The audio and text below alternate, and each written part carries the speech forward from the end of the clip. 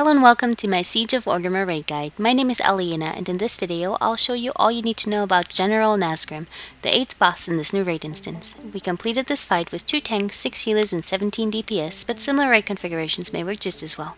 Nazgrim is a single-phase encounter with an emphasis on ad control. The fight is centered around Nazgrim's stance and rage mechanics, and he's able to perform different abilities depending on how much rage he has at present. Nazgrim changes stances about once per minute, and much like warrior stances, they give him different perks. He starts the fight in battle stance, which lets him gain 1 rage per second, but doesn't do anything special beyond that. After a minute, he switches to berserker stance, which doubles his rage gain and also increases his damage done and taken by 25%. A minute after that, Nazgrim assumes defensive stance, which reduces damage taken by 10% and lets him gain 3 rage when he's struck. If your raid is having trouble with this fight, it's advised to have your raid focus on killing adds during the defensive stance, to avoid getting overrun and speeding up his rage gain considerably. However, if you're well geared for this encounter, you will probably not have any issues even if you do attack him during defensive stance. The tank switch mechanic in this fight is called Sundering Blow. This inflicts 600k physical damage and gives your tank a stacking armor reduction debuff. It lasts for 30 seconds, and tanks should taunt off of each other whenever the debuff runs out. His second ability is Bone Cracker. He'll occasionally use this on a random raid member, causing their health to be reduced by 10% and inflicting a bleed on them for 30 seconds. This is unavoidable and needs to be healed through.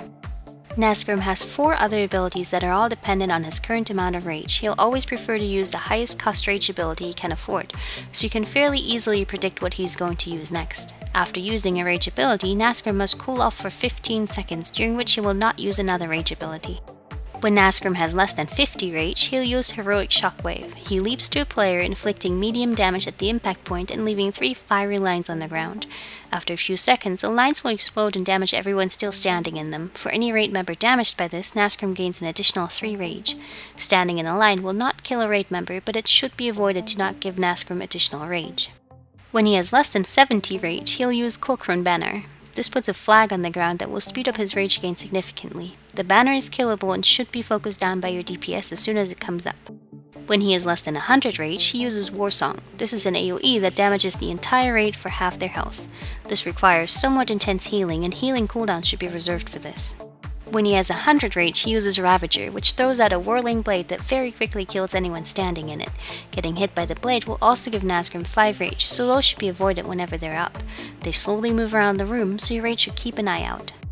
Those are all of Nazgrim's abilities, and the rest of the encounter is solely focused around adds. You'll have to contend with 4 different types: Kolkrun War Shaman, Kolkrun Assassin, Kolkrun Arc Weaver, and Kolkrun Iron Blade. Out of these, the War Shamans have the highest kill priority. They must be kept away from the boss, and ideally from any other adds, as they drop healing tide totems that heal 30% health every 3 seconds. They also have an interruptible chain heal and are able to put air shield on Nazgrim as well as other adds, which should be dispelled. The Assassins are of the second highest priority. They will focus on a random raid member and must be kited. A marked raid member can never have their back to an assassin, or they will die very quickly to their backstab ability. They can be slowed and stunned, and doing so is very much recommended. Third priority are Arc Weavers, which use Arcane Shock and Magic Strike. Both of these are interruptible, and your raid member should make a good effort to interrupt at least the Arcane Shock, as it gives the Arc Weaver a considerable damage increase. The Iron Blades are of last priority. They have a Whirlwind ability which deals damage within 6 yards that must not be stood in, and a Last Stand that increases their maximum health by 25% when they drop below 50%, but they're not particularly threatening. Your off-tank should attempt to pick up all the adds as they come out, except the Assassins, as they're not tankable. At 10% health remaining, Nazgrim will spawn an extra set of adds, 1 of each type, that need to be dealt with. Ideally, you want to time it so you have no other adds up by the time 10% rolls around. Your off-tank should pick up at least the Shaman, keep it away from Nazgrim, and interrupt the chain heal. This is an excellent time to burn Bloodlust and finish off the boss. General Nazgrim is a very straightforward fight, and as long as the adds are properly taken out and the Shamans don't get to heal, it should be fairly easy to beat. Adds always have DPS priority over Nazgrim, though for the most part your ranged DPS should be able to handle them. If you get behind on adds, have your melee DPS help bring them down, especially if Nazgrim himself is in the defensive stance anyway. Those are all the tips that I have for General Nazgrim. Thank you for watching this guide. I hope it was helpful. I stream most of our raids and other gaming content over at Twitch. I'll put the link in the description box, so come stop by sometime.